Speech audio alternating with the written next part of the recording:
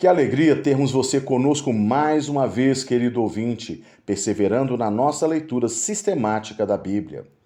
Antes de iniciarmos nossa leitura e meditação deste dia, pedimos que você se inscreva no nosso canal e ative o sininho para receber nossas notificações.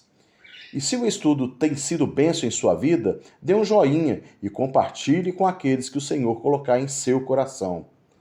Faça o seu comentário, pois ele é muito importante para nós. Pedimos também que nos siga em nossas redes sociais aqui da PIB Castelo.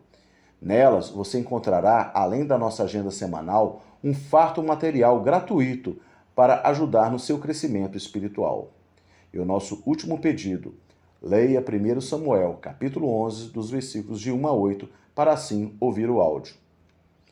E o tema do nosso estudo de hoje é uma indagação. O que faz toda a diferença na sua vida? E assim diz a palavra em 1 Samuel 11, dos versículos de 1 a 8. Cerca de um mês depois destes eventos, Naás, o rei dos Amonitas, avançou contra a cidade de Jabes de Gileade e a cercou. E o exército de Jabes lhe propôs: faze conosco um tratado e te serviremos. Contudo, Naás, o Amonita, lhes retrucou: eis o pagamento que vos exigirei para fazer um acordo. Todos vós tereis vazado o olho direito, e assim humilharei a todo Israel. Diante disso, os líderes de Jabes responderam: dá-nos uma trégua de 7 dias, mandaremos mensageiros a todo Israel. E se ninguém vier ao nosso auxílio, nos renderemos a ti. Os mensageiros chegaram a Gibeá, onde Saul morava. Assim que entregaram as notícias, o povo começou a chorar e a se lamentar desesperadamente. Naquela mesma hora, Saul vinha chegando do campo com gado e indagou: que se passa com o povo que está aos prantos pela cidade? Contaram-lhe o que lhes havia comunicado os homens de Jabes. Assim que Saul tomou conhecimento do que se passava, o Espírito de Deus assumiu absoluto controle de sua pessoa, e Saul ficou profundamente indignado. Agarrou 2 bois e os fez em pedaços. Em seguida, por meio de mensageiros, enviou os pedaços dos animais a todo o território de Israel, anunciando: eis o que se fará a todos os bois daquele que não seguir imediatamente a Saul e Samuel à batalha. Então, todo o povo de Israel sentiu imenso temor em relação ao que o Senhor poderia fazer, e então todos atenderam ao chamado e vieram imbuídos de um só ânimo, seguir as diretrizes de Saul. Assim, quando Saul os reuniu em Bezeque, somaram 300.000 homens de Israel e 30.000 de Judá. Bem, queridos, cerca de um mês havia se passado desde a proclamação de Saul, rei de Israel. E Saul nem teve tempo e direito de se acostumar com a ideia de que era o rei, quando os amonitas se levantaram contra Israel. Tanto isso era verdade que, quando a notícia que os amonitas estavam reunidos para atacar Jabes de Gileade chegou a Gibeá, Saul estava no campo cuidando do gado. E na nossa vida não é diferente. O inferno não manda aviso quando se levanta contra nós. Por isso, devemos estar sempre em alerta. Então, no primeiro mês de reinado de Saul, os amonitas se levantaram contra Israel, ameaçando Jabes de Gileade. Um parênteses aqui. Quem eram os amonitas? Amon, junto com Moabe e Edom, eram as nações que faziam fronteira com Israel ao oriente, ou a leste, como preferir. Estas 3 nações tinham a mesma origem que Israel: Terá, pai de Abraão. Os moabitas eram descendentes de Moabe, filho de Ló, sobrinho de Abraão, concebido em uma relação incestuosa de Ló com a sua filha mais velha. Os amonitas eram descendentes de Ben-Ami, fruto da relação incestuosa de Ló com sua filha mais nova. A referência bíblica dessa história está em Gênesis, capítulo 19, dos versículos 30 a 38. Já os edomitas eram descendentes de Esaú, filho de Isaque e irmão de Jacó. A origem dos edomitas você encontrará em Gênesis, capítulo 36. Então, voltando a 1 Samuel 11, Jabes de Gileade propôs um acordo de paz com os amonitas. o qual foi prontamente rejeitado pelo rei dos Amonitas. Os Amonitas propuseram que os habitantes de Jabes de Gileade vazassem seu olho direito, ou seja, não havia acordo, eles estavam determinados a invadir Israel. E uma coisa interessante, um ponto interessante é por que o olho direito? Por que vazar o olho direito? O olho direito era porque os soldados, quando estavam em campo de batalha, eles levantavam o seu escudo, o olho direito é que ficava a observar a movimentação do exército inimigo.